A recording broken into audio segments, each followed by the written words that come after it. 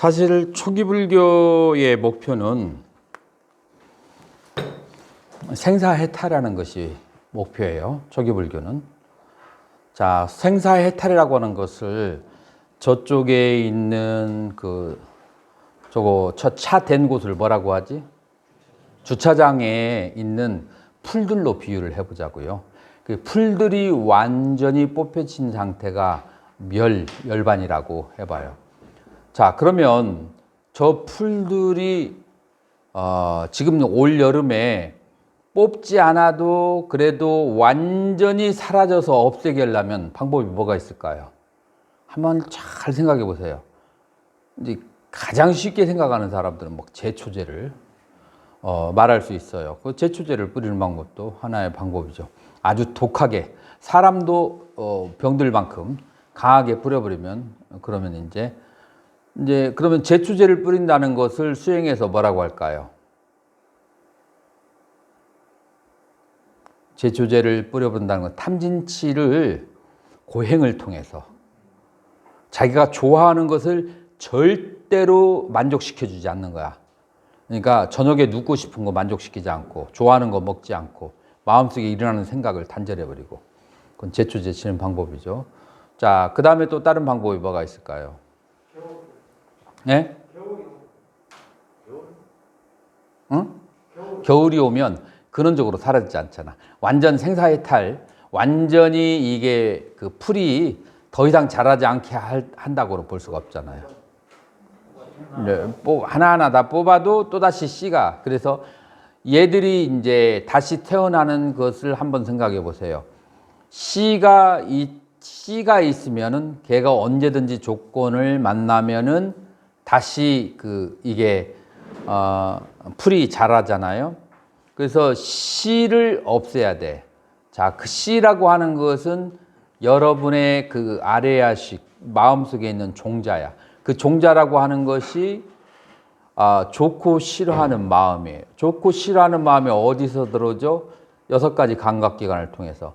그래서 6가지 감각기관에서 들어오는 것을 마치 뭐와 비교할 수 있냐면 여기에 그 포수가 이제 그 짐승을 잡으려고 쫓아갔는데 이 짐승들이 싹 사라졌어. 보니까 구멍이 6개가 있어. 자, 구멍이 6개가 있으면 이 짐승을 잡으려면은 포수의 길은 뭐가 있어요? 6개의 구멍이 다 조망이 되는 곳에 가서 그곳을 총을 겨냥하고 있어야 돼. 그런데 1시간 푹 잤다가 일어나고 그래 되겠어요? 항상 깨어 있어야 돼. 그래서 항상 알아차린다. 6가지 감각기관을 계속 알아차려야 돼요. 언제가 특히 알아차려야 돼요? 구멍에서 얼찡거리거나 소리가 나거나 나오려고 할 때 그때 방심하고 있으면 되겠어요? 안 돼요. 그때 어떤 현상이 생기면은 그럼 바로 총을 겨누고 있어서 나오면 바로 쏴버려야 돼. 자, 그걸 뭐라고 하느냐면은 6가지 감각기관에서 좋아하고 싫어하는 대상이 생기면은 바로 확인 사살해야 돼. 그 확인 사살이 뭐예요? 알아차려서 좋아하고 싫어하는 마음이 들어오지 않게 해야 돼요. 그렇게 하지 않으면 이 씨앗이 마음밭에 자라나면 그 좋아하고 싫어하는 마음이 있으면 그것이 다시 윤회를 하게 만든단 말이에요. 그래서 생사해탈이라고 하는 것이 그렇게 간단한 것이 아니에요. 씨앗이 안 들어오게 해야 되는데 씨앗이 어디로 들어와요? 6가지 감각기관으로. 그래서 아까 이제 두념 스님이 그게 굉장히 쉽지 않은 것 같다.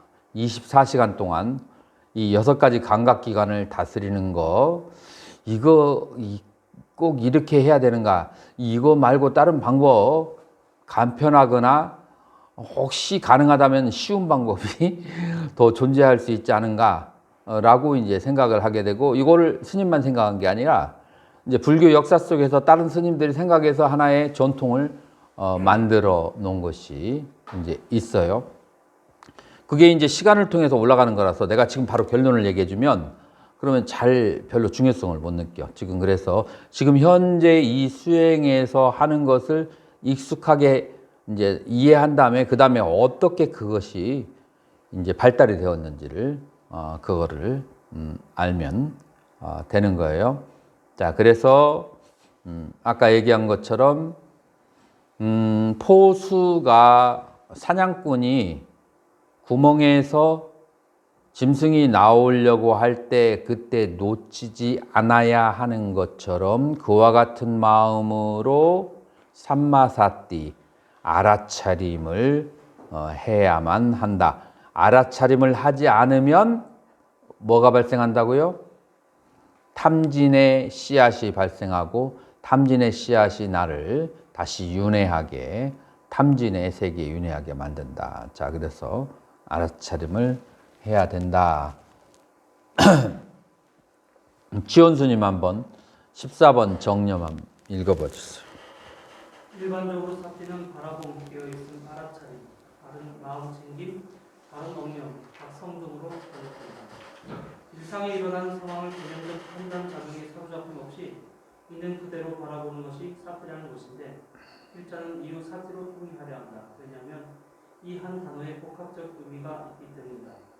문제는 사티의 단지 바라봄의 기능만 있는가 하면 아니면 바라봄의 기능과 함께 알미라는 지성작용도 있는 것인가인데 사티에는 바라봄의 기능과 함께 단순 암과 복합암의 기능도 있다. 대능처경에 의하면 호흡의 들고 남을 주시하는 것이 사티이다. 호흡이 들어가고 나올 때 긴지 짧은지의 단순 개념에 대한 알미 있는 알아차림을 빠자나띠라 하고 가고 오고 들고 나올 때 모든 몸의 구부러짐과 유기적이고 복합적인 개념을 아는 알아차림을 정령정지라 한다. 삶에서 일어나는 행위의 대부분은 복합적인 암과 함께하며 자선할 때의 알은 단순 암에 가깝다. 이 암의 기능은 좋아하고 싫어함, 이롭고 해로움, 욕구함 등의 경례적 측면이 제거된 상태에 아는 것이다. 곧 심의심소를 또는 시기수상행을 알아차립니다. 자, 여기에서 심의심소를 시기수상행을 알아차린다. 이제 이 말에서 여러분들은 바로 뭐를 떠오를 수 있어요? 여기에서 바로 선종을 우리는 바로 떠올릴 수가 있어요. 왜 그럴까요?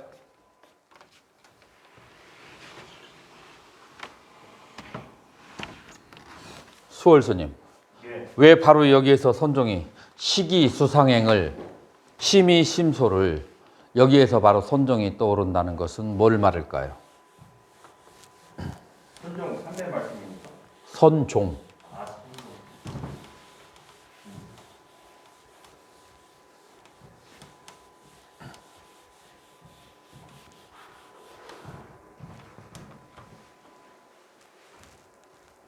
선종은 마음을 원래 마음자리를 찾아가는 본래 마음이라는 것이 뭐예요?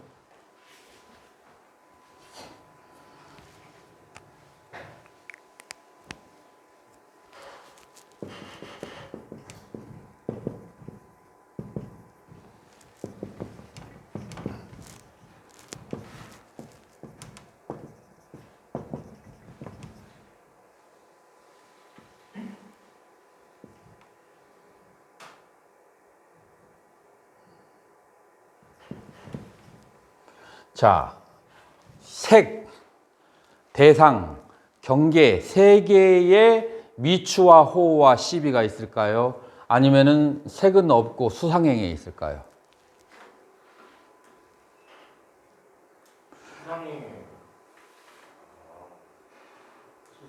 조금 애매해요. 이건 이제 조금 애매한데, 자, 이 말은 무슨 말이냐면은 저기에서 야, 아름다운 미인이 걸어간다 라고 했을 때 아름다움이 내 마음속에 있는지 실제로 저 대상이 아름다움이라는 것이 있는 것인지에 대한 것인데, 대부분의 사람들은 대상이 아름답다고 생각하지 내 마음에서 그렇게 일으켰다고는 생각하지 않죠.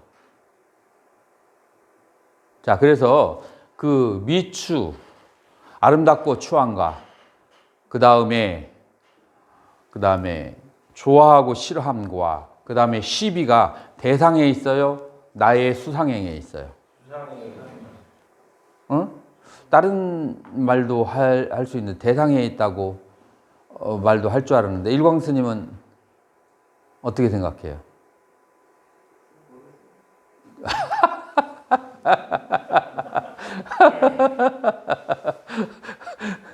뭐 그럴 수도 있는데 이럴 때 분발을 해서 한 번 더 집중해서 이제 생각을 그렇게 이제 하면 되는데 스님은 어떻게 생각해요? 수상행위 있을 것 같아요. 근데 실제로 우리는 대상을 보고 아름답다, 추하다 하고 어떤 대상을 보고 좋아하고 싫어하고 대상을 보고 옳다, 그르다라고 하거든요. 그잖아요. 근데 이제 이런 것은 있어요.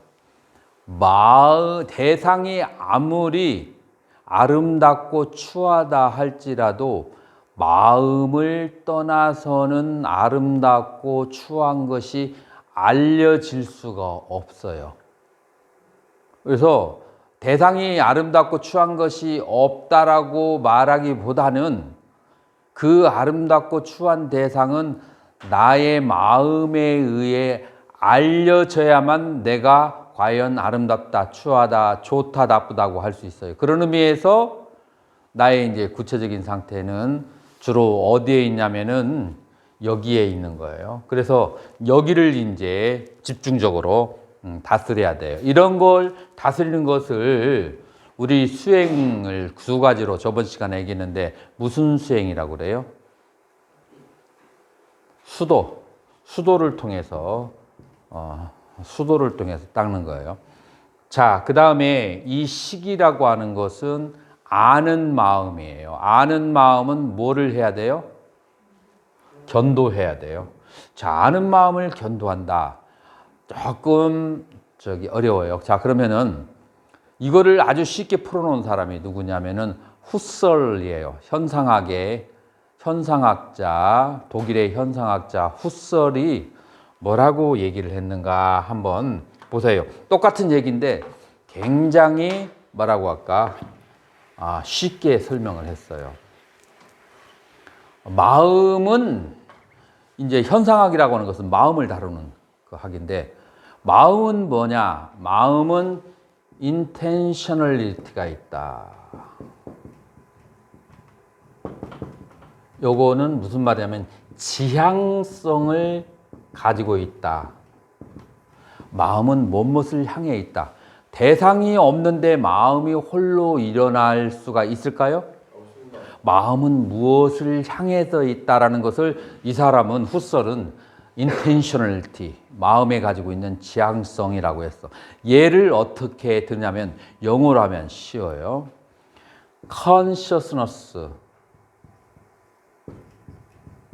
요게 식이에요. consciousness of computer. consciousness of 수월. consciousness of 치원. 수월에 대한 식. 치원에 대한 식. 지우개에 대한 식. 그러니까 마음이라고 하는 것은 뭐뭇에 대한 의식. 그러니까 이 두 가지가 조합된 것이 마음이에요. 이해가 되나요? 뭐뭇에 대한 식이에요. 그래서 뭐뭇이 없으면 뭐뭇을 제외하고 식 혼자 하는가. 이것을 이제 우리 아비담마에서는 뭐라고 하냐면은 이 식을 심이라고 하고 찌따라고 하고 그 다음에 이 이제 내용물을 뭐라고 하냐면은 심소라고 그렇게 얘기해요. 심소. 그 심소를 째따시카라고 그렇게 얘기하죠. 그래서 찌따와 째따시카, 심과 심소라고 해요. 그래서 이 심과 심소를 아비담마는 뭐라고 하냐면은 동시생, 동시멸, 그 다음에 같은 감각기관에서 같은 대상을 향하는 이 네 가지 속성이 있어요. 이 네 가지가 이해가 되는가요? 동시에 일어나고 동시에 사라지고 그 다음에 같은 근을 가지고 있어. 근을 가지고 있다는 것은 안근의 마음과 심과 심소가 동시에 작용해야지. 예를 들어서 마음이 안근에 있고 심소는 이근에 있다. 이건 안 돼. 동시에 같은 감각기관에 있어요. 그 다음에 동시에 대상. 그 다음에 마음은 컴퓨터에 가 있는데 그 심소는 수월 스님한테 가 있다. 그 심과 심소가 따로 논다. 이것도 인식이 작동이 안 돼. 그래서 대상이 같아야 되고 감각기관이 같아야 되고 동시에 일어났다, 동시에 사라지는 네 가지 특성을 가지고 있는 게 심과 심소의 특징이고 가장 간단하게 심소는 요 수상행이고 그 다음에 요거는 식이에요. 자, 그러면은 식을 어떻게 정의할 수 있는가? 식을 consciousness, 아는 마음이에요. 여러분들이 지금은 내가 이거 준비를 안 했는데 달마, 혈맥론, 관심론, 그 다음에 수신결 여기를 살펴보면 마음에 대한 정의가 뭐라고 동일하게 나와 있냐면 여러분들이 만약에 필요하다고 요청이 3사람 이상만 오면 노트를 만들어 가지고 내가 여러분들에게 그렇게 밴드에 올려줄 거예요. 근데 요즘에 잘 안 읽더라고. 그래서 나도 이제 노트 만드는 거에서 신심이 발로 안 나더라고. 그래서 거기에 동시에 뭐라고 나와 있냐면 마음이라고 하는 것은 26시가 뭐죠? 24시간에 작용하는 곳에 마음이 있다. 그 다음에 두 번째, 마음이라고 하는 것은 말할 줄 알고, 들을 줄 알고, 쓸 줄 알고, 그러니까 모든 행위를 하면서 행위를 하는 것을 아는 것이 마음이다 라고 얘기를 했어요. 모든 행위 속에서 아는 것을 마음이다 라고 했을 때 지금 이거하고 어디를 마음이라고 얘기했어요? 뭐예요? 심이에요? 심소예요? 심이에요. 요 심을 식하고 심하고 여기서는 같은 의미로 쓰여지는 거예요. 심이라고 하는 거예요. 그런데 또 관심론에 뭐라고 했냐면은 마음에는 두 가지가 있다라고 했어요. 그래서 마음에는 염오심이 있고 그 다음에 또 다른 마음은 청정한 마음이 있다라고 했을 때 여러분들 염오심은 어디에 해당하고 청정심은 어디에 해당할까요? 심과 심소에. 자, 여기에서 청정심은 무엇이고 염오심은 뭘까요? 청정심은 식이고 염오심은 수상행. 그것은 왜 그래요? 왜 이거를 염오심이라고 그래요?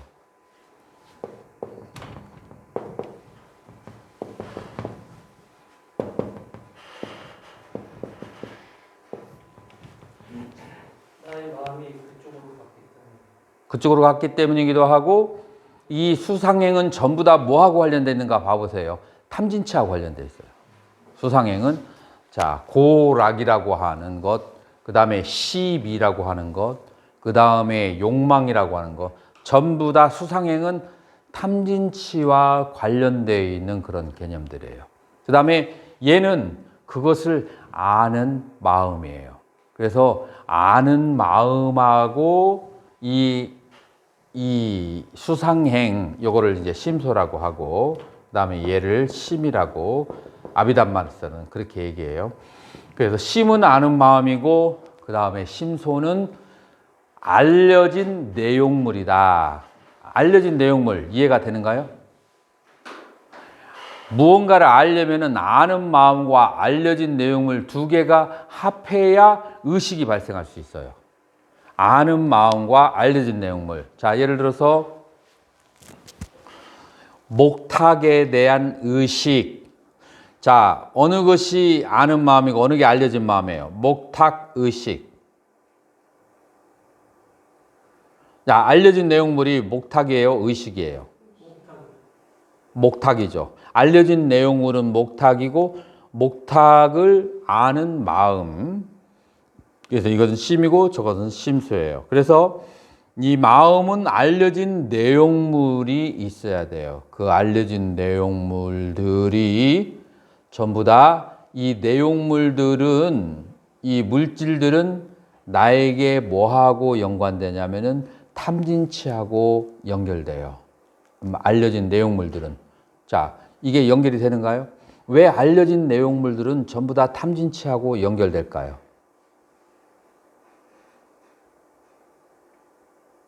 마음의 대상이라서. 마음의 대상이기 때문에, 그리고 마음의 대상인데 우리는 기본적으로 성자가 되기 전까지는 그 대상을 좋아하거나 아니면 싫어하거나 아니면은 무덤덤한, 별로 크게 뭐 좋아할 것도 싫어할 것도 없어. 이건 근데 우리 불교에서는 치심이라고 그래. 그냥 무덤덤하니까 굉장히 성스러운 것 같지만 그건 성스러운 상태가 아니고 치심에 해당해요. 무덤덤한 상태는. 그러면 언제가 지혜냐?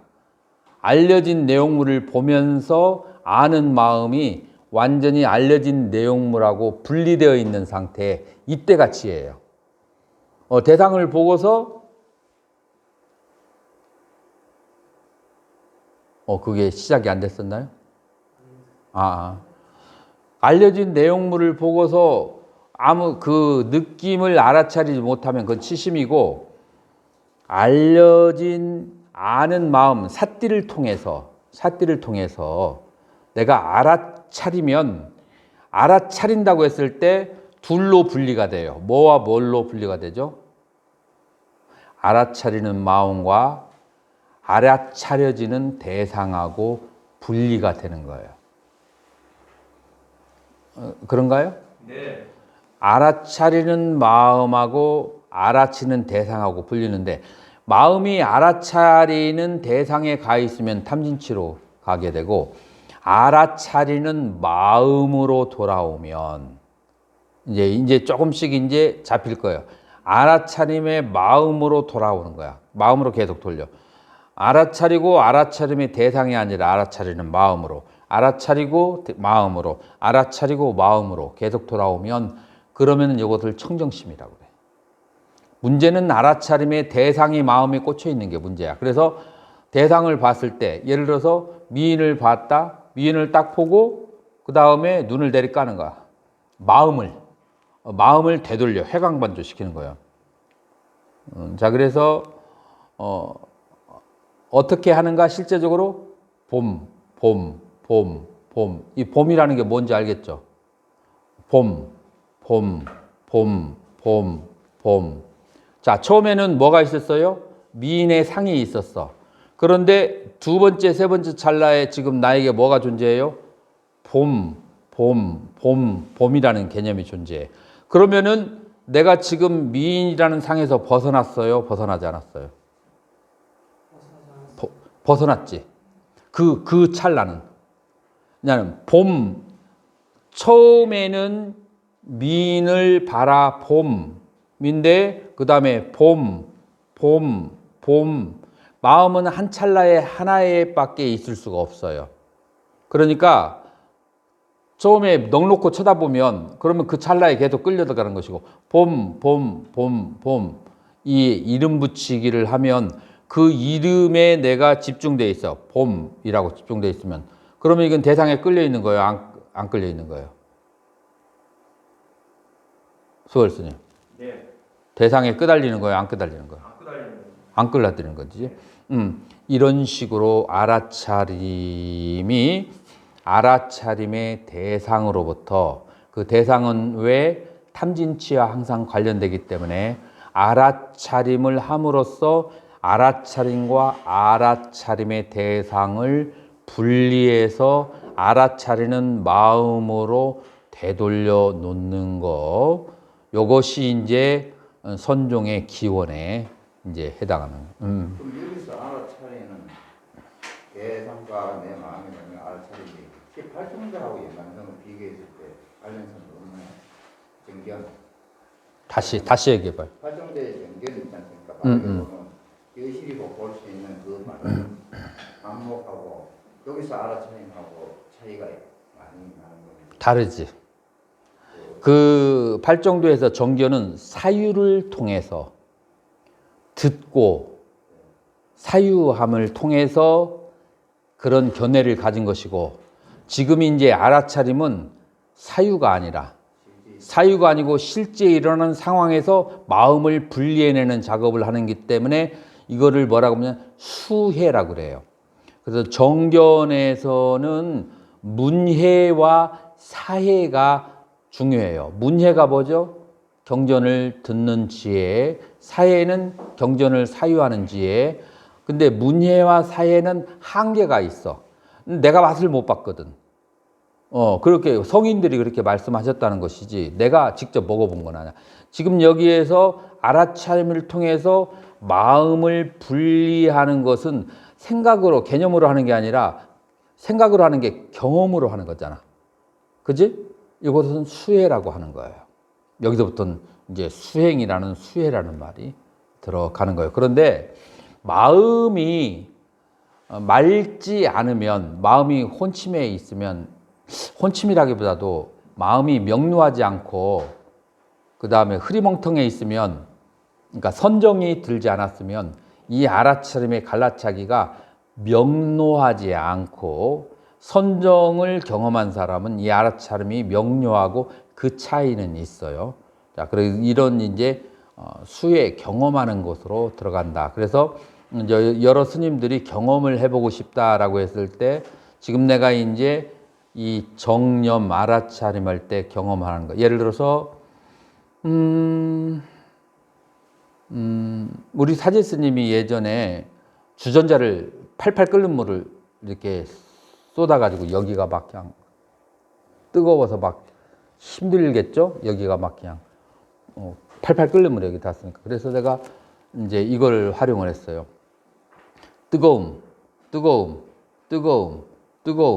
뜨거움이라고 매 찰나마다 알아채라. 뜨거움. 자, 뜨거운 상태 하나가 있고 뜨거움이라는 개념, 이름이 있어. 뜨거운 상태, 뜨거운 이름, 뜨거운 상태, 뜨거운 이름. 뜨거운 이름은 뜨거움 자체예요? 아니면 뜨거움으로 벗어난 거예요? 벗어난 거예요. 그래서 이 이름을 외우고 있는 상태, 노팅이라고 하는데, 이름 붙이기라고 그래요. 이름을 하고 있는 동안에는 이 뜨거운 상태로부터 그 찰나는 벗어나는 거예요. 계속해서 알아차리는 거예요. 그러면 한 몇 분 하다 보면 얘가 그냥 저절로 사라져버려요. 예, 아픈 통증이. 이제 그런 식으로 해서 이제 이 통증이 발생했을 때 알아차림을 하는 거예요. 뭐 허리의 통증, 다리의 통증이라고 이름 붙이는 작업을 하는 거다. 그래서 이름 붙이는 거 하고 그 다음에 통증이 있는 상태는 두 개의 다른 상태가 된다. 그래서 이제 그 알아차림이 이제 그런 식으로 시작하는 거예요. 이름 붙이는 것으로부터. 자, 이름을 붙이면은 뭐를 컨트롤하나? 자, 이름을 붙여서 색수상행식 중에서 뭐가 컨트롤 되죠? 이름하고 관련되어 있는 게 오온 중에 뭐가 있을까요? 상, 개념. 그래서 오온 중에서 이 개념을 컨트롤하는 작업이 이름 붙이기예요. 이름도 하나의 상태가 있고 이름 붙여지지 않습니까? 그 이름 붙이는 것도 하나의 다른 대상의 마음의 대상을 가지는 거예요. 그러니까 전혀 동떨어진 것에 이름을 붙이면 그러면 이게 연결이 안 돼요. 예를 들어서 여기가 뜨거운데 꽃을 생각하면 뭐 이렇게 해버리면 이건 삿띠라고 말할 수가 없어요. 지금 현재 일어나는 상태에 대해서 거기다가 이름을 붙이는 거예요. 그래서 그 상태에서 이름으로 넘어오게 하는 거야. 그 이름으로 넘어오게 하는 거예요. 이제 그런데 이제 지금 하나만 설명했는데 예를 들어서 단전으로 호흡을 하면서 수식관을 하는 것을 한번 예를 들어보자고요.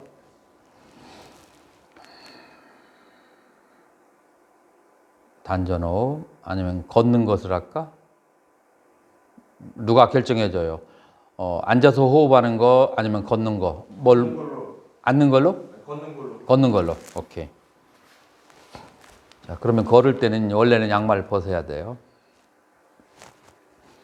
자, 이제 사띠 수행을 하는 거예요. 사띠 수행을 하는데 다 보이나요? 가슴을 열고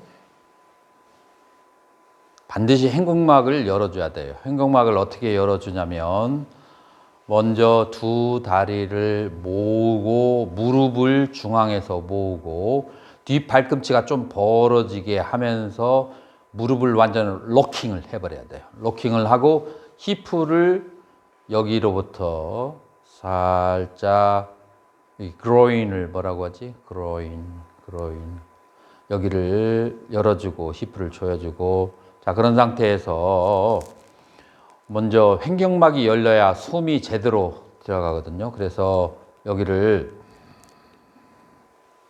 이렇게 하면서 가슴을 쫙 열어주고 그 다음에 뒷손을 딱 쥐게 되면 이 횡격막이 들리고 열리게 되면은 호흡이 전체에 잘 가게 되고 그 다음에 호흡을 할 때 위에 기체 현상이 일어나잖아요. 이게 굉장히 중요한 거예요. 자, 그리고 이렇게 턱을 끌어당긴 다음에 들음, 다음, 들음,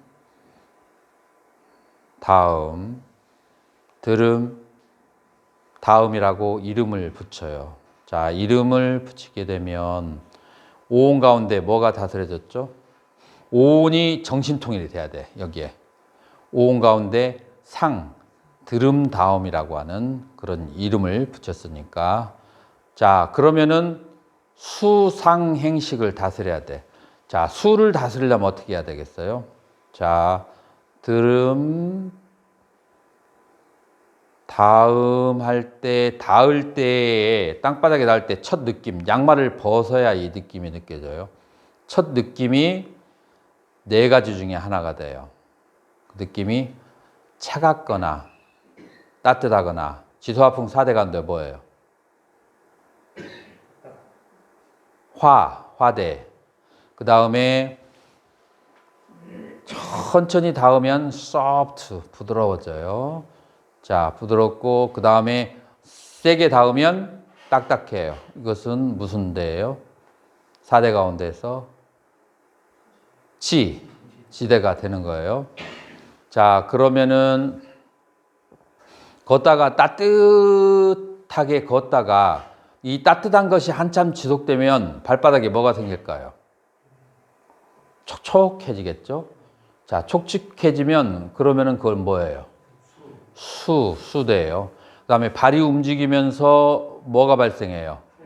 풍이 발생해요. 자, 이 지수화풍이 네 가지 중에서 가장 두드러진 것에 느낌을 갖게 되는 거예요.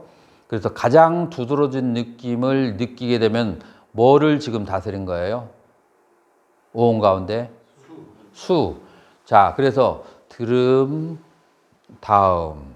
들은 다음이라고 해서 상이 바깥으로 나가지 않게 다스렸고 그 다음에 닿을 때 느낌을 집중했기 때문에 수를 다스렸고 그 다음에 나머지 행이 남아 있어요. 행은 어떻게 다스리냐? 자, 보세요. 이게 내가 생각하지 않아도 저절로 발바닥에 들일까요? 의도가 있어요. 들으려고 함이라는 의도, 들음. 닿으려고 함, 다음. 자, 그래서 이 의도가 관찰돼요. 자, 행은 중립적인 용어로는 의도라고 하고 부정적인 용어로는 욕망이라고 하고 좋은 쪽으로는 서원이에요. 이 다 행에 해당하는 거예요. 어떤 행위를 일으키게 하는 것. 그래서 이렇게 수상행의 완전히 집중되어 있는 상태로 한 30분을 걷게 되면 몸에 아픈 것이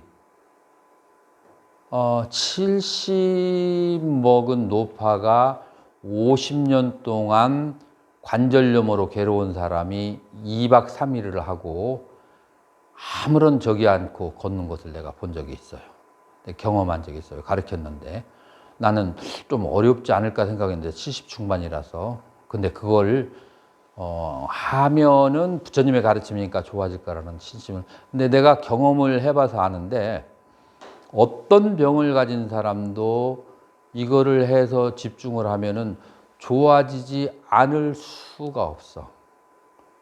좋아지지 않을 수가 없어요. 그래서 이렇게 해서 수상행이 어떤 대상에 집중을 하게 되면 수상행이 한 대상에 집중을 하게 되면 그러면은 이제 마음의 그 동요가 차분히 가라앉게 돼요. 마음의 동요가 차분히 가라앉으면서 편안하고 즐거운 상태가 생기는데 이 편안하고 즐거운 상태가 뭐냐면은 치료약이에요. 몸에는 몸과 마음의 아픈 데를 가서 이제 치료를 하게 해주는 거예요. 그래서 이게 이제 바로 이제 수상행을 다스리는 것이다. 자, 수상행을 다스리고 나서 지금 이것은 이제 하나의 수행이고 그 다음에 알아차림을 통해서 그 다음에 아는 마음으로 돌아가는 것 또 하나의 수행이에요. 그래서 아는 마음으로 이제 여러분들이 나중에 공부를 하시면 내가 쌍키아 요가를 많이 연구를 했는데 부처님께서 여러분 그 성도를 하기 전에 두 명의 스승에게 공부를 하는데 알라라 깔라라마한테 무소유처를 배우고 우따까라마 붓다에게서 비상비대방처를 배우거든요. 근데 여러분들 그 까필라바뚜가 부처님이 태어난 곳이잖아요. 근데 까필라가 누군지 알아요? 쌍키아의 일대 조사예요. 그러니까 쌍키아 수행을 한 사람의 동네에 부처님이 태어나신 거예요. 그 쌍키아 수행의 특징이 뭐냐면은 아는 마음을 관찰하는 거예요. 아는 마음을 관찰하는 거예요. 그래서 그 다음에 요가의 수행은 이 감정적 요가 찌따 브르띠 니로다 찌따 마음의 브르띠 그 움직이는 것을 니로다 멈추는 것이 요가다. 그래서 수상행을 다스리는 전문 수행이 바로 요가예요. 그래서 수상행을 다스리는 것이 원래는 다른 스타일이었고 심을 보는 것이 다른 스타일인데 이 두 개가 이제 불교 안에 들어와서 이제 엮어졌다. 이제 이렇게 이제 볼 수도 전문가들은 이제 이렇게 보기도 해요. 자, 그래서 여러분들이 마음을 보는 방법, 알아차림을 통해서 그다음에 수상행을 다스리는 방법 이와 같은 두 가지 방법을 살짝 내가 설명을 해줬는데 어떻게 뭐 이해가 되었나요? 두념 스님은 어때요? 둘 중에 어디에 그 둘 중에 장점이 어디가 더 큰 것 같아요? 응? 응? 아니 그러니까 아까 지금 방금 경행을 통해서 수상행을 다스리는 방법과 그 다음에 알아차림을 통해서 아는 마음으로 되돌리는 방법 두 가지를 얘기했는데 어느 게 스님한테는 더 유익할 것 같아요? 저는 전자가 좋다고 생각하는데 실행하기에는 문제가 나고. 몸 건강을 하는 데는 전자가 절대적으로 도움이 돼요. 몸이 어디가 아플 때 그 치료할 목적으로는 전자가 절대적으로 좋고 후자는 후자대로 좋고 이 양쪽을 이제 한번 체험할 필요가 있어요.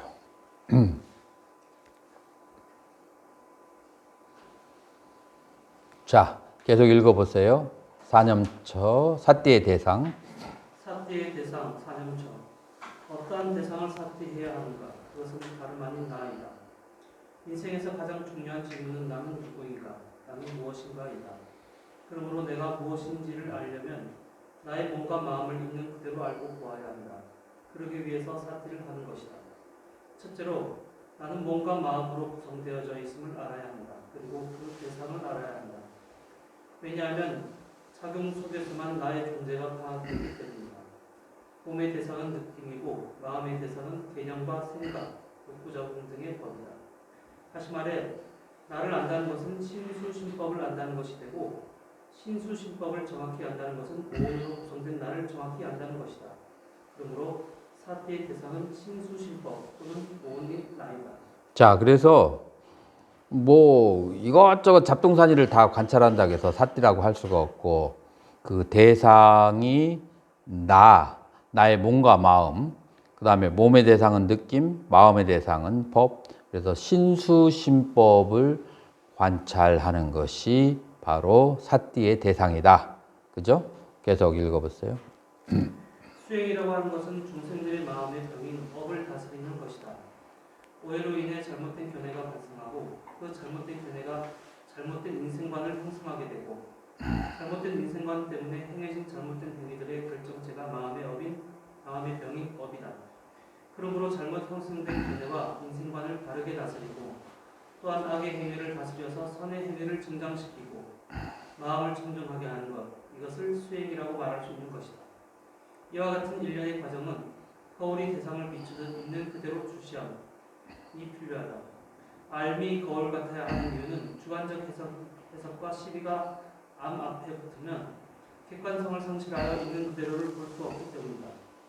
또한 신구의 세 가지 행위의 움직임을 놓치지 않고 관찰하며 바라보아서 인지하지 못한 잠재의식의 의도를 드러나 인지할 수 있는 현재의식과 하는 작업이 필요하다.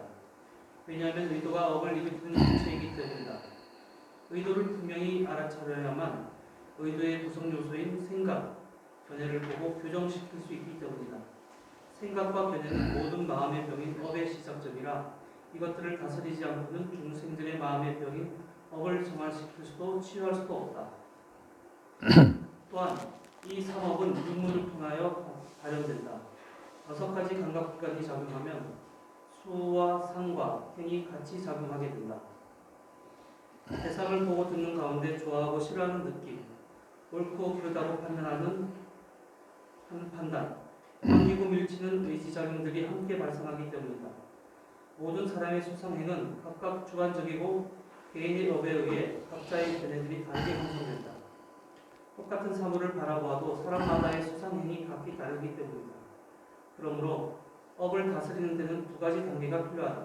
첫째, 육근에서 받은 정보를 수상행과 분리해서 업에 물들지 않은 청정한 의식으로 알고 볼 수 있어야 한다. 이들을 분리하는 작업이 바로 아무런 분별 없이 바라보는, 단지 바라보기만 할 뿐이다. 둘째, 끌어당김의 구성 요소인 좋아하고 싫어하는 느낌과 옳고 그르다고 하는 개념적 판단의 본질을 해체하며 관찰하여야 하는 것이다. 자, 여기에서 첫 번째 알려진 내용물과 의식을 분리하는 것이 바로 식과 수상행을 분리하는 것이죠.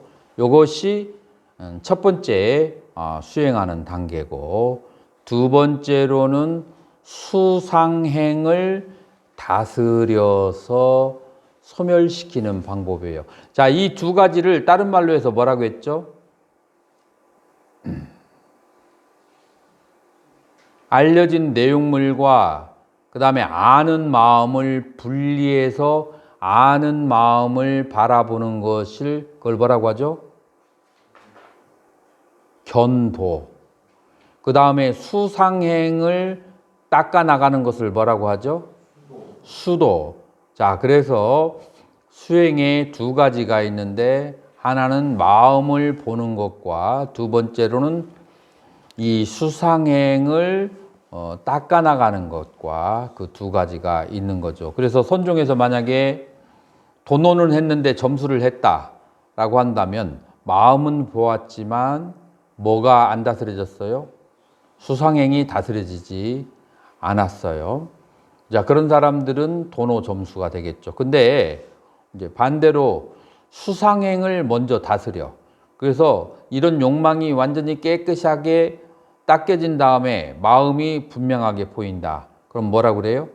도노돈수라고 그렇게 얘기하는 거예요. 이런 이제 차이가 이제 무엇을 먼저 시작하느냐에 따라서 도노점수나 도노돈수나 이제 그런 것이 되는 것이죠. 두념수님 어때요? 해볼만 할 것 같아요? 생각보다 좀 복잡해요.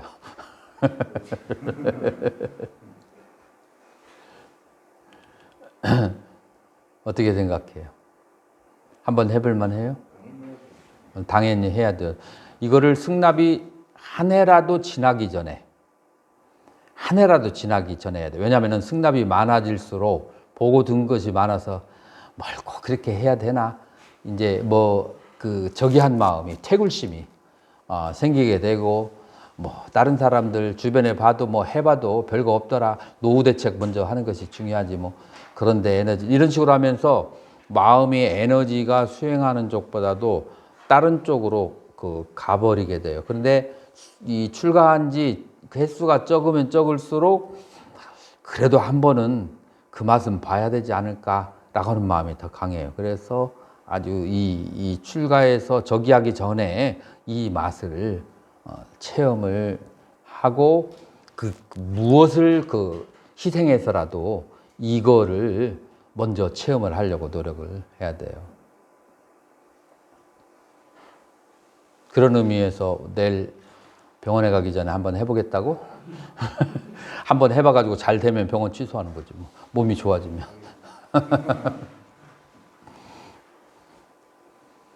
그 다음에 15번. 삽질을 하는 이유는 첫째, 잠재의식에 있는 감성의 본래들을 깨끗이 정화하는 것이고, 둘째, 나의 실체를 분명히 알므로써 나에 대한 집착을 놓기 위함이다. 나는 몸과 그 대상의 느낌, 마음과 그 대상의 법으로 이루어져 있으며 그들이 항상 인연에 따라 변화하고 그 변화한 것에 대해 고정된 집착을 가지면 고통이 발생하고 자성이 없음을 알면 바로 나와 법의 실체를 보게 되는 것이다. 이와 같이 보면 더 이상 집착할 내가 없음을 알아 유신견을 버리고 수다원을 성취하게 되거나 보살 초지를 성취한다. 자, 그래서 이제 지금 아까와 같은 이제 수행을 통해서 넘어가는 단계를 얘기하는 거예요. 그러니까 조금 지난 다음에 단계예요. 이제 계속해서 알아차림이 지속되어지게 되면 왜 마치 이것과 같아요. 흥신소에다가 돈을 주고 맡겼어. 그래서 이 사람을 이 여자를 이 남자를 한 7일 동안 밀착해서 어떤 저기를 만나는지를 정부가 있어서 만나는지 안 만나는지 한번 알아봐 달라라고 했으면 이 사람이 놀고 먹으면서 할 짓 다 하면서 하면 되겠어요? 일주일단은 완전히 그냥 밀착 마크를 해야 되죠. 계속 쫓아다녀야 되는 거예요.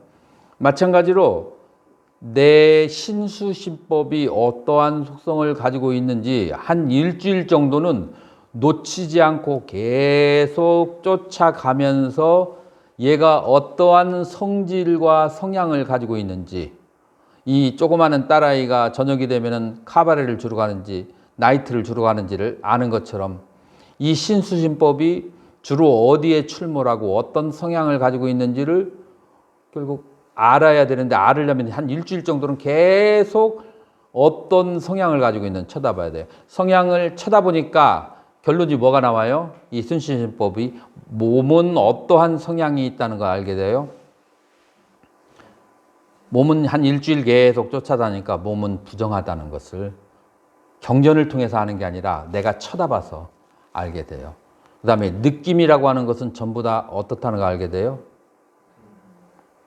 느낌은 전부 다 고통이다 라고 하는 것을 알게 돼요. 내가 예전에 입시에 떨어져 가지고 성남에 살았는데, 성남에서 이제 경복학원을 다닐 때예요. 가을이 되고 이제 시험 보기 이제 몇 개월 전이라서 막 피크가 다 돼서 공부를 해야 되는데 이렇게 오르막길을 올라가는데 양쪽에 과일 가게가 쫙 줄비한데 거기에 포도를 파는 거예요. 포도 냄새가 진동을 해. 근데 그때 내가 뭐 한 때냐면 일주일 단식할 때야. 일주일 단식을 하고 있는데 6일째 단 하루 남았어. 근데 포도 냄새가 막 그냥 무럭무럭 피우는데 원래 내가 포도를 좋아하는 데다가 6일이나 굶은 사람에게 포도 냄새가 일어나니까 부처의 자리도 버리고 싶을 정도로 그렇게 먹고 싶은 욕구가 생기더라고요. 자, 포도의 맛에 자성이 있을까요? 없을까요? 없다고 개념으로 알면 안 돼요. 체험을 해야 돼요. 그 향기가 떠오르는데 자성이 없다는 말이 어디서 나와요? 그래서 결국 나를 위로했어요. 너는 젊다. 너는 아직 20살도 안 됐어. 너는 앞으로도 얼마든지 7일, 49일, 100일 단식도 할 수 있어. 너는 얼마든지 시간과 기회는 많아. 어떻게 생각하니? 오늘은 저 과일을 사서 먹고 그러고 난 다음에 또 단식하면 되지. 뭘 그렇게 그냥 어렵게 인생을 살려고 그래. 뭐 이런 식으로 가진 유혹이 이제 떠오르는 거예요. 결국은 마지막 집에서 거의 끝까지 올라가다가 마지막 집에서 돈 1,000원을 딱 꺼내가지고 포도를 탁 1,000원어치를 사가지고 탁 이제 올라갔어요. 근데 그 10대의 그 마음은 뭐냐면 맛있는 것은 천천히 먹고 싶은 욕구가 있어요. 그냥 한꺼번에 확 그냥 이렇게 먹어서 순식간에 끝나기보다도 좀 길게 즐기기를 원해. 그래서 길게 즐기려고 밥을 강봉기를 꺼내서 된장하고 이렇게 먹고 하나하나 서서히 즐기려고 생각을 하고 밥을 반 공기하고 된장하고 먹었는데 심상치 않은 느낌이 와. 뭐냐? 배가 불러. 배가 부르면서 아까 나를 그렇게 유혹했던 향기가 더 이상 나를 유혹하지 않아. 더 이상 그렇게 막 미칠 것 같이 맛있는 냄새가 안 나. 뭐 때문에? 내 배가 부르니까. 그러니까 거기서 내가 뭘 깨달았냐면 포도가 맛있다고 하는 것은 나의 주관적인 어떤 상태하고 연결이 되는구나. 내가 배가 고프고 내가 포도의 당분이 필요하고 그런 이제 조건을 갖춰주면은 그 포도가 지극히 맛있는 것으로 나에게 느껴지지만 내가 당분이 충족되고 배가 고픔이 없으면 그 맛있다라고 하는 그 아까와 같은 주관적 경험이 전혀 없어져 사라져버려. 이제는 한 송이를 먹고 나니까 이제 포도를 먹는 것이 고통스러워. 아니 그 1시간 전에 그 부처의 지위도 버릴 정도로 그렇게 유혹하던 포도가 포도 한 송이 먹었다고 벌써 이제 지겨워지고 배가 부르고 고통이 오기 시작하는 거야. 그때 내가 무엇을 깨달았냐면 이 포도의 맛에 자성이 없다. 그 다음에 두 번째 사인 코사인의 법칙이라고 내 이름을 쳤는데 뭐냐면은 고통과 즐거움은 이런 상태다라고 하는 것을 알게 됐어요. 고통과 즐거움이라고 하는 것은 내가 마이너스의 90에 와 있다가 제로로 가게 되면 제로로 가면 어떤 환각을 갖게 되냐면은 플러스 90이라는 환각을 갖게 된다라는 걸 알겠어요. 그래서 즐거움은 존재하지 않고 고통과 제로 마이너스 60에서 마이너스 30에서 그러면 플러스 30, 플러스 60, 플러스 90인 것처럼 착각을 일으키는 거. 그러니까 고통과 고통으로부터의 해소, 고통과 고통으로부터의 해소밖에 존재하지 않는다라는 것을 그때 이제 체험을 했는데 그 체험 가지고 이 공부가 다 끝나는 게 아니에요. 그건 이제 일각이에요. 나중에 이제 이파사나 센터에 가서 이제 하면서 내가 일으키는 모든 행위가 무엇 때문에 발생한가를 관찰하게 됐어요. 저녁에 잘 때 스님 움직일까 안 움직일까요? 많이 움직여. 왜 움직일까? 의식의 상태 하나의 욕구죠. 무슨 욕구? 많은 욕구가 있어요. 그래, 많은 욕구가 있는데 특별히 왜 움직이냐고. 움직이게 하는 욕구가 뭐예요? 생각 안 해봤죠. 지금 눈을 떴죠. 2분만 눈을 감지 말아봐요. 아니, 왜 눈을 감는지 감기 전에 한번 알아차려보라고. 다 전부 다 한번 눈을 똑바로 뜨고 감을 때 내가 왜 감아야 되는지 그걸 알고 감아보라고.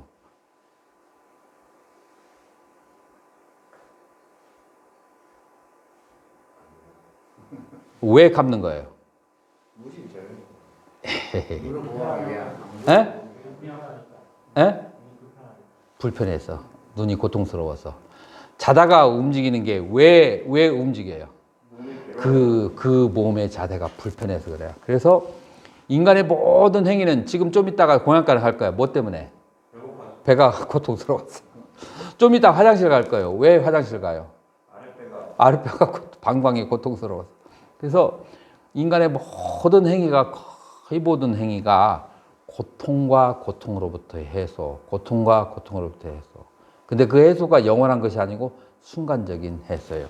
지금 여기에서 나오는 것처럼 그것으로 이루어졌다는 것을 그래서 수시고 느낌이라고 하는 것은 다 고통이구나.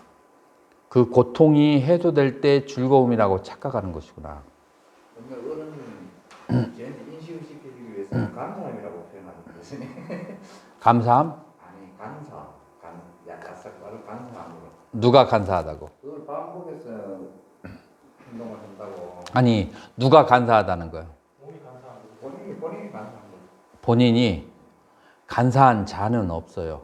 간사한 놈도 없고, 그 실체는 없고, 이거는 간사하다기보다도, 뭐 간사하다기도 뭐 아주 틀린 건 아니에요. 근데 불편한 상태와 불편한 상태로 해소라고 하는 그런 입장에서 계속해서 저기 되는 거예요. 어린애가 컴퓨터실에 계속 가고 어린애가 탈선할 때 이놈은 간사한 놈이라서 그래 해가지고 해결이 안 돼요. 얘의 심리적 원인을 살펴야 돼. 아, 얘가 컴퓨터방을 그렇게 가는 것은 집에 있는 것보다 거기가 즐거워서 그래.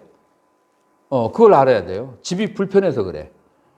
그러니까 컴퓨터방에 가는 것보다도 집이 더 즐거우면 집으로 오는 거예요. 그래서 이제 그런 이제 그 인간의 그 심리학적인 요소가 있는데 그 모든 행위의 그 근본이 불편함과 불편함으로부터의 해소.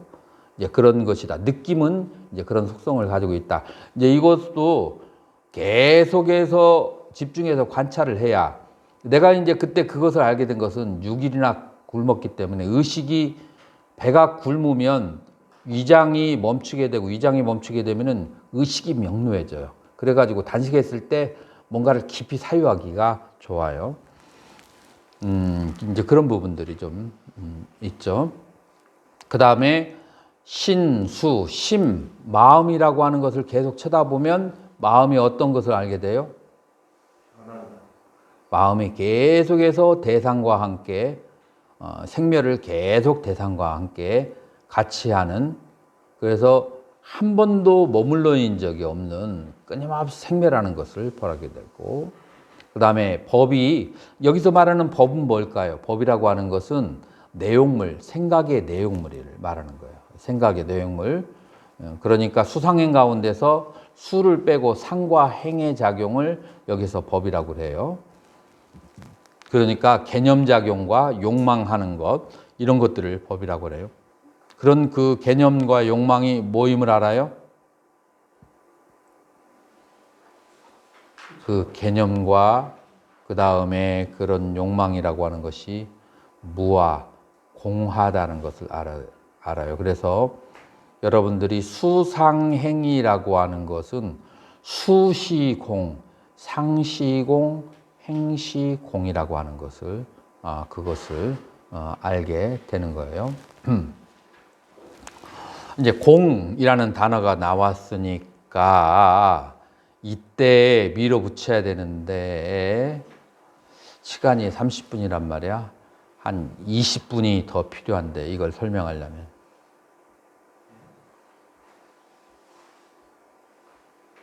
대중들의 의사는 어떠한지 듣고 싶습니다. 이거 나왔을 때 해야지. 이걸로 끌어올리려면 조금 저기 하니까.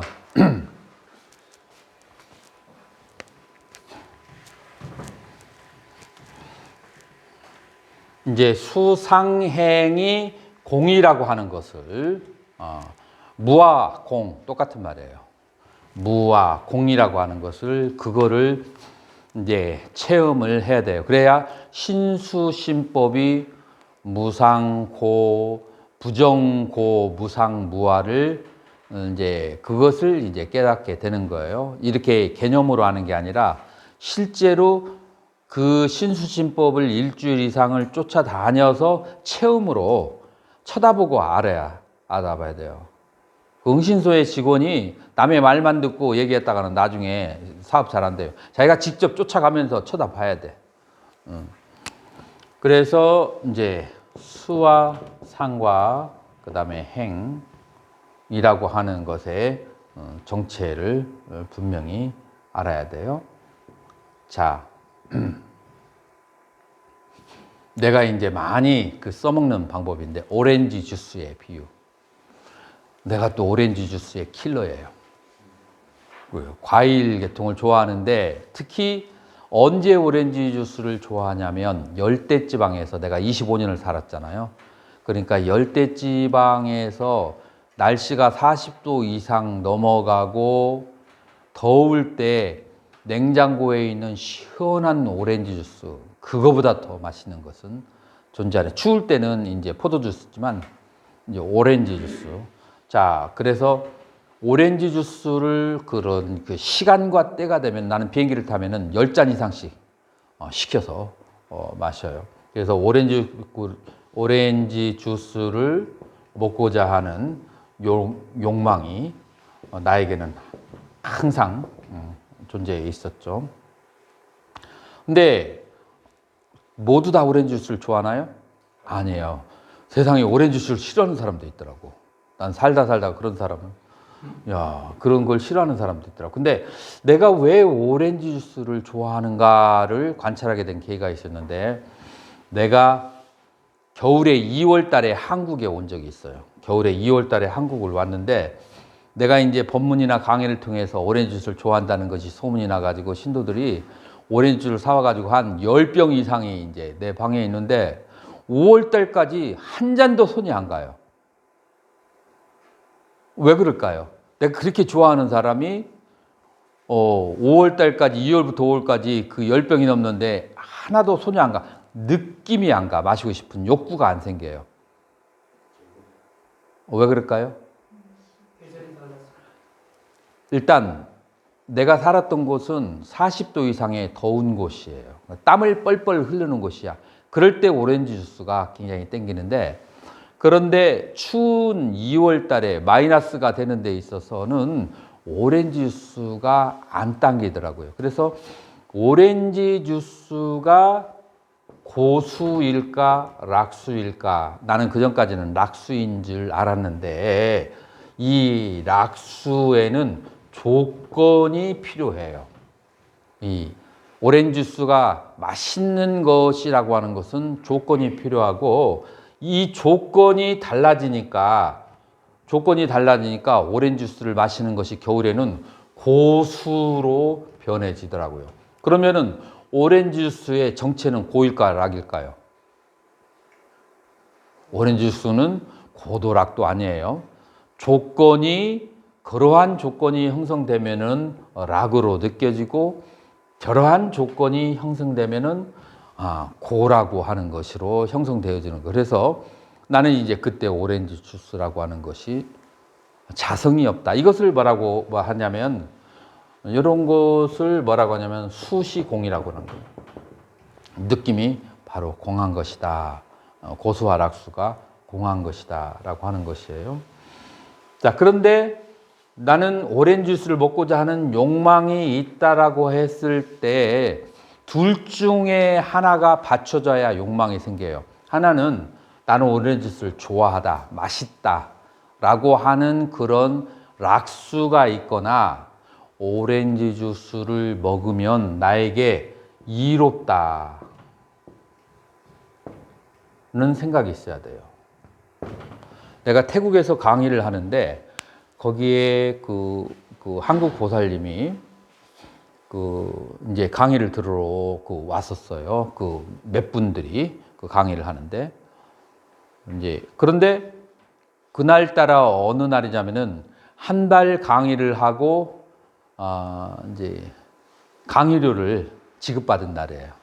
강의를 지급받았으니까 학생들은 여전히 예나 저기나 학생들은 돈이 별로 없잖아요. 그래서 교수들이 강의가 월급날이 되면은 학생들을 데리고 하지아에 있는 태국에 있는 커다란 쇼핑몰이 있어요. 거기를 딱 데리고 가거든요. 거기를 데려가서 내가 이제 오렌지 주스를 좋아하니까 생과일 주스를 딱 사가지고 그래가지고 싹 돌렸어요. 생과일 주스 비싸잖아요. 그래서 한 10대잔을 돌렸는데 오렌지 주스 다 마시고 그 다음에 이제 차 안으로 들어왔어요. 봉고를 타고 딱 하는데 그 보살이 뭐라고 하냐면은 스님 오렌지 주스가 독인 거 모르세요? 그래서 이거 뭐야 다 잘 먹고 나서 오렌지 주스가 독이라니 왜 독이냐?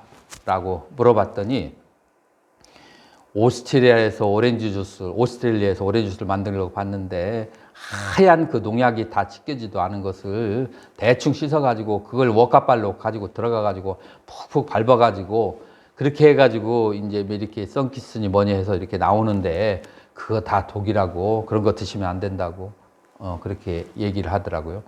그래서 이제 내가 뭐라고 했냐면 뭐라고 했겠어요? 여러분은 뭐라고 할까요? 두점스님. 나는 이렇게 말했어요. 이 세상에 독이 없는 거 한 가지라도 가져오면 내가 독 없는 거지. 다 나름대로 독이 있다.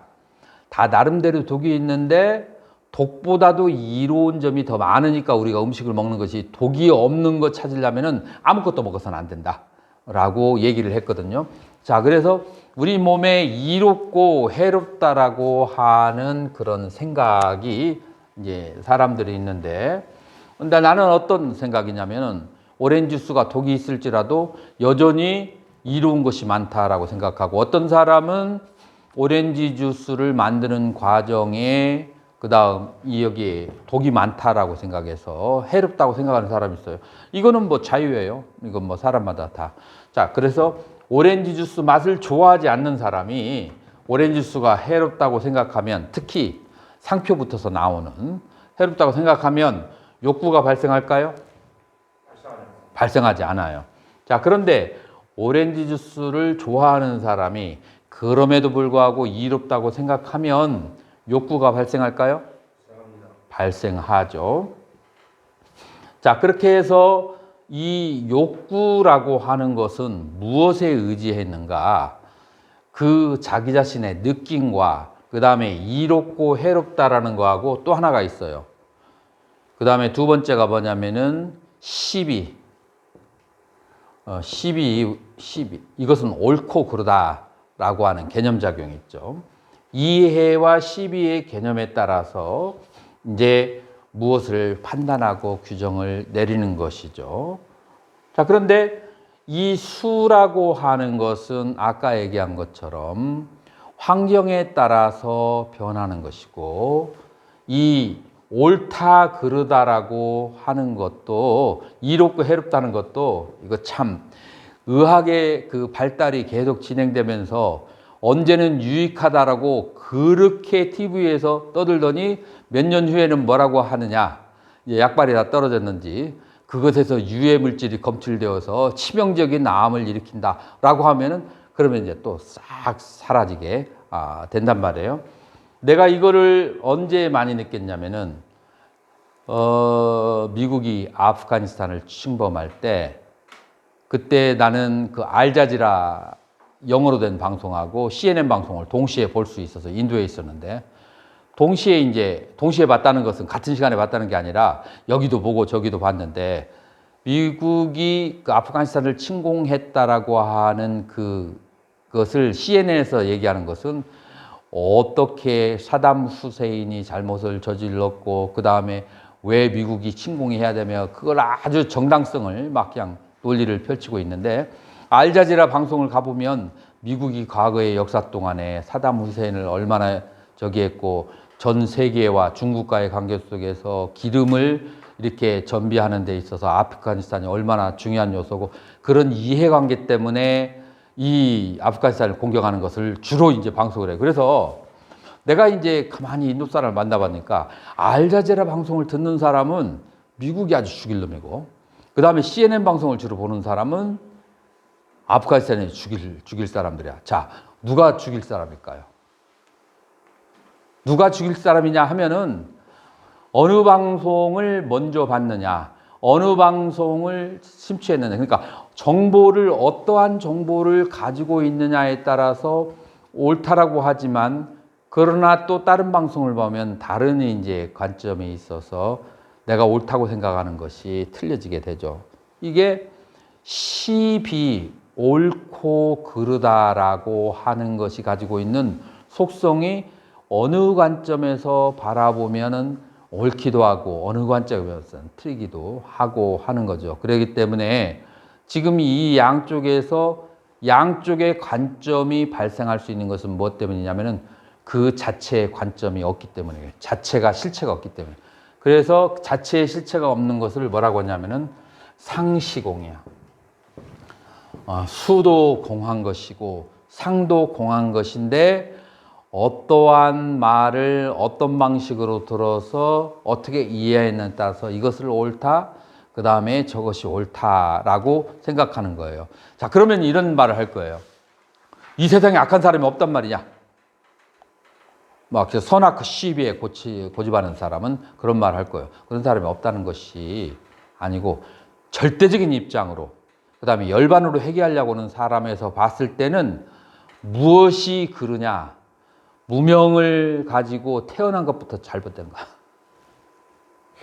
무명을 가지고 탐진치를 가지고 태어난 것부터 잘못된 것이라서 탐진치를 가지고 있는 중생에게서 절대적인 오름이라고 하는 것은 존재하지 않는다. 절대적인 오름은 어디에서만 존재하는가? 해탈과 열반에서만 존재한다. 이게 이해가 되나요? 네. 그래서 옳고 그름을 뭐 따지려면 따질 수도 있고 하지만 그러나 이 해탈과 열반이라는 입장에서 봤을 때 시시비비라고 하는 것을 논하는 것은 그것은 굉장히 좁은 마음이죠. 절대적으로 옳은 자도 없고 절대적으로 틀린 자도 없고 조금 옳고 조금 틀리고 그런 이제 관점들이 이제 존재하는 것이죠. 그런데 그런 것에 집착하는 한 해탈과 열반으로 갈 수 있을까요? 없습니다. 갈 수가 이제 없는 거죠. 그래서 이것이 바로 상시공. 그래서 절대적인 오름은 열반 외에는 존재하지가 않는다. 중생들은 다 어느 정도 허물도 있고 실수 있고 그리고 또 완전한 자도 없고 그렇기 때문에 내가 잘한다고 생각하지만 자기 자신을 겸손하게 낮춰서 생각을 해야 되고 남들이 잘못했다고 생각하지만 절대적인 그름은 없으니까 그 사람이 가지고 있는 장점을 또 봐줘야 되고 이제 이것이 이제 바로 이게 수시공과 상시공을 가지게 되는 것이고 그렇게 보았을 때 욕망이라고 하는 것도 실체가 없다는 것. 왜냐하면 욕망이라고 하는 것은 이것에 의존해서 발생했는데 수와 상이 공하니까 행도 공하고 그래서 수와 상의 행이 공하다는 이치를 알게 되면 스님 수와 상과 행이 공하다는 이치를 이제 알게 되면 그러면 이제 조금 더 이제 성스러운 출세간의 도로 이제 나가게 되는 거예요. 그렇기 때문에 이제 아까 얘기했던 그 사띠빠따나 그 알아차림의 수행을 통해서부터 그러면서 점점 점입가경으로 흘러가서 신수신법이 부정고 무상 무아인 그것을 증득하면 그러면은 설일체유에서는 이제 이것을 증득하게 되면 무엇을 보았다 하느냐 견도라고 그렇게 얘기를 해요.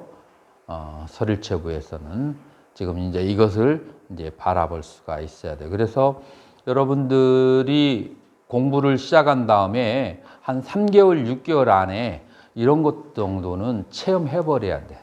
그래서 이 이론을 알고 내가 이제 강의하고 싶은 스타일은 이론을 충분히 정리하고 그 다음에 체험을 통해서 체험하고 그 다음에 또 이론을 공부하고 체험으로 경험하고 이제 이런 식으로 해야 원래 이 불교의 그 강의 그 다음에 불교의 수행론에 그 중점이 되는 거예요. 이게 이제 진실이 되는 거죠.